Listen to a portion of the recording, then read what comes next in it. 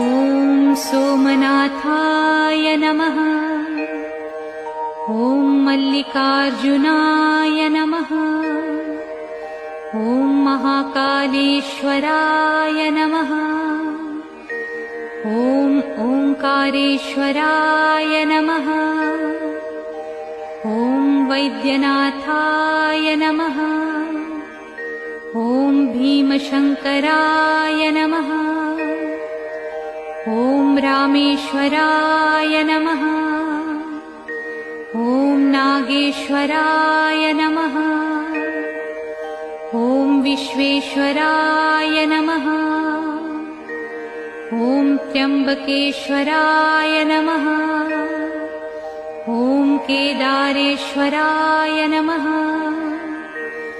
ॐ भुस्मेश्वराय नमः।